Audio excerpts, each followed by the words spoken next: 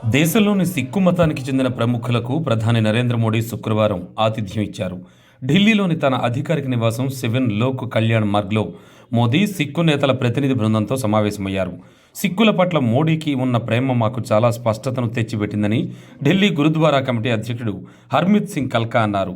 సిక్కు మత గ్రంథాలు, సిక్కు గురువులు, భాష, సేవలో సిక్కులు ఎలా నిమగ్నమై ఉన్నారనే దానిపై మోడీ తప్ప మరెవ్వరికీ అంతగా అవగాహన లేకపోవచ్చని న్యూఢిల్లీలోని సిక్కు ఫోరం అధ్యక్షుడు రవీంద్ర సింగ్ ఆహూజా అన్నారు.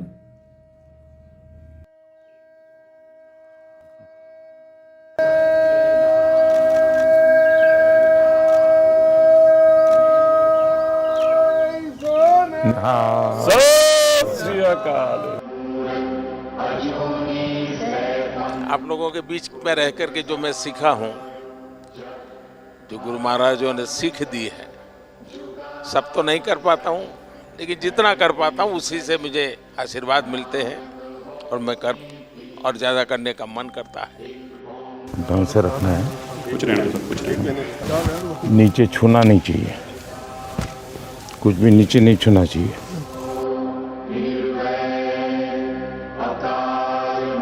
श्री गुरु गोबिंद सिंह महाराज जी का आभार व्यक्त करदा, जिन्हां ने भारत नूं माननीय मोदी जी जैसे प्राइम मिनिस्टर दिते हैं।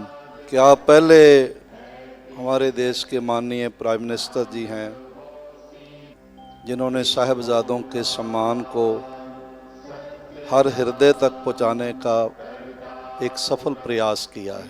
मैं सोचता हूं आपका हृदय एक सिख हृदय है।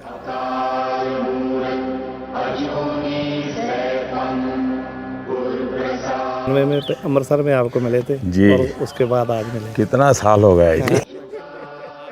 हमारे यहाँ गुजरात में तो कहा जाता है कि जब संतों की, महापुरुषों की चरण रज आपके घर में पड़ती है तो आपका जीवन धन्य हो जाता है। तो आज आपकी चरण रज मेरे घर में हुई है, ये मेरा सौभाग्य है। और मोदी जी, बड़ी कृपा है आपकी, जो आप कर रहे हो परमात्मा, हम तो दुआ करने आए हैं कि आपको और ताकत मिले और सिखों को, जो हम सारी उम्र ये था कि हमारा भी कोई देखेगा, आप कर रहे हो, इससे ज़्यादा करो, परमात्मा आपका भला करे। ये देश कोई 47 में पैदा नहीं हुआ है जी। हमारे गुरु महाराजों ने कितनी तपस्या की है इमरजेंसी में। बहुत बड़ा हमारा जुल्म हम सब पे हुआ और मैं तो बराबर पता है उस समय पंजाब में जो सत्याग्रह हुआ था इमरजेंसी के खिलाफ, तो बड़ा अद्भुत था जी। अब मैं उस समय अंडरग्राउंड रहता था, तो अंडरग्राउंड रहना है तो कुछ कपड़े वपड़े बदलने पड़ते थे, तो मैं सीखे के कपड़ों में ही रहता जी मैं पगड़ी पहनता था अरे सेवा मुझे करनी है आज सेवा आज मुझे करनी है।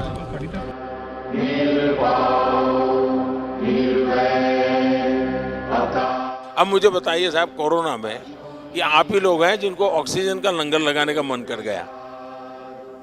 ये छोटी बात नहीं है जी।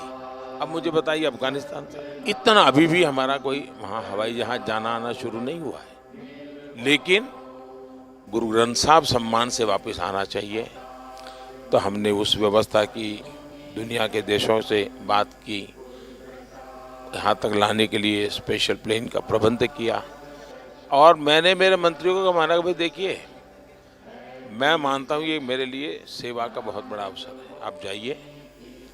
सिरसा जी भी गए, हमारे हरदीप पुरी जी गए, सर पर गुरु ग्रंथ साहब को लेकर के साहब सम्मान के साथ, क्योंकि मैं मानता हूँ जी ये हमारे जीवन की बहुत बड़ा अनमोल रत्न है। सही, अनमोल रत्न है जी। गुजरात का होने के नाते हमेशा कहता हूँ कि मेरा तो आप लोगों से खून का रिश्ता है,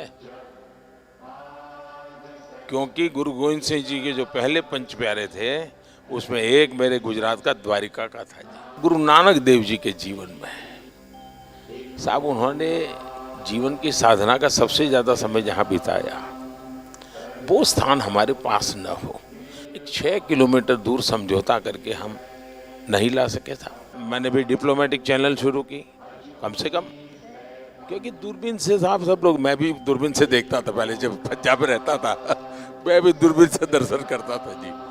तो मेरा मन करता था कि भाई कुछ तो करे, कि ऐसा पवित्र काम था, गुरु महाराजों का आशीर्वाद था कि हो गया। और इतने कम समय में जो वहाँ हमने जगह बनाई है, आप में से बहुत लोग गए हैं, इतने कम समय में जी, ये श्रद्धा के बिना नहीं होता है जी। तो मैं आपको कहता हूँ ये घर आपका है। मैं भी आप ही की तरह चलते चलते आया हूँ, कल चलते चलते की गुरुद्वारे चला जाऊँ।